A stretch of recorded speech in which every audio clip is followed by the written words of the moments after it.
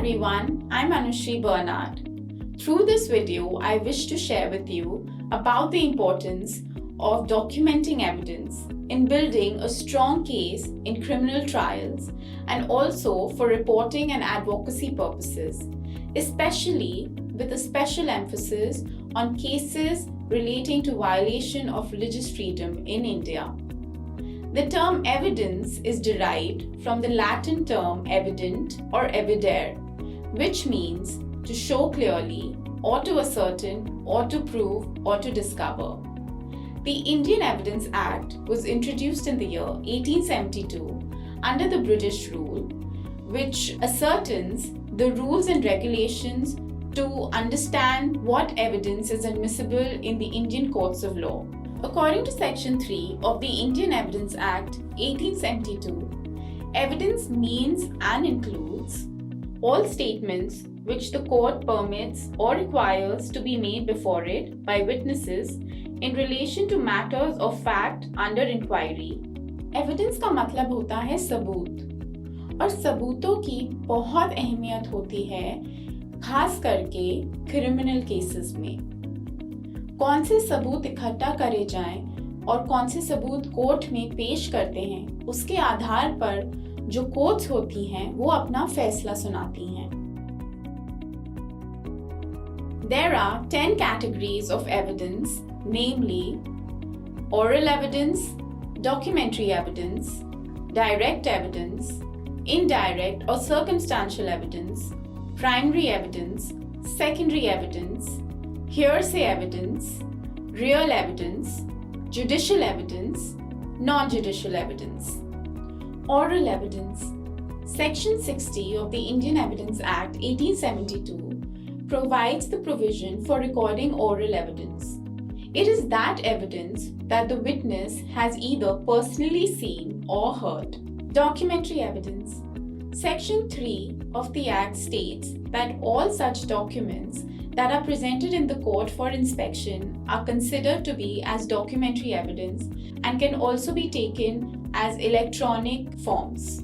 Direct evidence. Direct evidence is that evidence that establishes a fact. The best example of a direct evidence would be statements or confessions made by the witnesses. Circumstantial evidence. Circumstantial evidence or indirect evidence is that evidence which establishes the fact in dispute by stating other facts. It does not provide a definite proof, but it only provides a general idea about what happened at the time of the incident. Primary evidence. Section 62 defines primary evidence as the most vital form of evidence, and it means the original document that was produced itself before the court for the inspection. Secondary evidence. Section 63 mentions that secondary evidence is that form of evidence which is used by the court in the absence of any primary evidence. Real evidence. Real evidence is that evidence that is brought to the knowledge of the court by inspection of a physical object and not by the information derived from any witness or any document. Hearsay evidence. Hearsay evidence comes under one of the weakest categories of evidence, as this information is neither personally seen nor heard by the witness, but the information is derived from knowledge through someone else. Judicial evidence. Judicial evidence is that evidence that is given before the magistrate in court. Confession made by the accused in court, or statements of witnesses and documentary evidence and facts for the examination by the court are also considered as judicial evidence. Non-judicial evidence. Any confession made by an accused outside court in presence of any person, or the admission of a party if proved in court in the form of judicial evidence, comes under as non-judicial evidence. हमारे कानून में 10 प्रकार के सबूत होते हैं, और इससे हमें ये समझ आता है कि कौन से सबूत और किस प्रकार के सबूत इकट्ठा करने पे कानूनी कार्रवाई में और आसानी होती है. Let me illustrate the importance of evidence by sharing with you a very famous and a well-known case known as the Hashimpura Case. In the year 1987, Hashimpura, A small locality in the city of Meerut, Uttar Pradesh, witnessed a monstrous incident where 42 young Muslim men were picked up from their homes by the provincial armed constabulary, and then after picking them up from their homes, they were forcibly put in a truck that drove them to Ghaziabad, and immediately they were shot. However, 5 of those 42 men were able to survive that gruesome incident. It took 7 years for the state of Uttar Pradesh to complete its investigation in this present case, and another 2 years for the charge sheet to be filed against the 19 accused in a local court in Ghaziabad, where the case was stuck until 2002, after which the Supreme Court ordered it to be moved to New Delhi. In 2015, a sessions court in New Delhi acquitted all the accused in the Hashimpura case on grounds of any primary or direct evidence.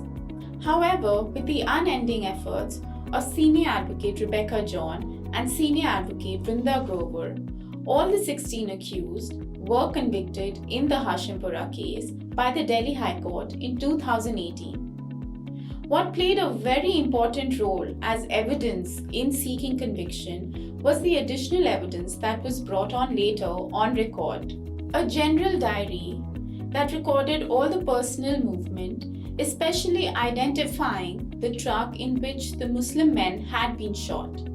This played as a very important and clinching evidence in the form of direct evidence that resulted in the conviction of the accused in the Hashimpura killings. In the month of August 2008, Kandhamal, a district in Orissa, witnessed a very horrifying incident where 600 villages were ransacked, around 39 Christians were left dead, 54,000 individuals were left homeless, approximately 395 churches were destroyed, and 5,600 homes were looted after the murder of Swami Lakshmananda Saraswati.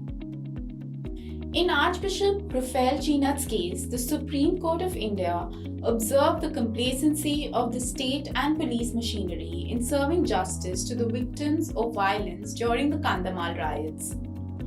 Out of the 827 FIRs that were registered, only 512 charge sheets came to be filed. Moreover, 315 remaining cases were either found to be of no offence or the offenders could not be traced due to lack of evidence. Also, out of the 362 trials that stood completed, only 78 convictions took place. The delays in convictions and speedy disposal of the case in such a gruesome incident lay primarily due to the lack of strong and clinching evidence, the failure in getting medical and forensic evidence, dying declarations of the victims, and more importantly, allowing the tampering of strong and important evidence in grievous incidents of rape, murder, and other such incidents. Do you remember the tragic and brutal incident that took place in December 2012 in the city of New Delhi? The Nirbhaya case came to be as one such strong case, which included circumstantial evidence, medical and forensic evidence, as well as the dying declaration of the victim that resulted in the conviction of the 4 accused. Therefore, we can draw a conclusion from these cases about how evidence plays a vital role in criminal cases under the Indian law. Now, when we talk about documenting any kind of human rights abuses, especially in cases relating to freedom of religion and belief, we must remember these 5 points. Number 1. Pictures and videos must be taken of the following: the place of incident, any physical injury, and the damage done to personal property or personal belongings. Number 2. The statement of witnesses who were present at the scene of the incident must be recorded, as well as videos and pictures must be taken of the same. Number 3. Any victim who has received previously any threat, the call records for the same must be checked and must be documented. to understand what was the history behind such a grievous incident. Also, calling the police helpline serves as a very important role in seeking immediate intervention in such cases. Number 4. Any CCTV footage or camera that was located at the time of the incident and the place of the incident must also be taken into record. And number 5. The medico-legal report of the victim is also very essential to help in ascertaining the medical evidence. Thank you very much for watching this video. This presentation is part of a series of videos explaining the law on freedom of religion in India. Please like and share this video and subscribe to the ADF India YouTube channel.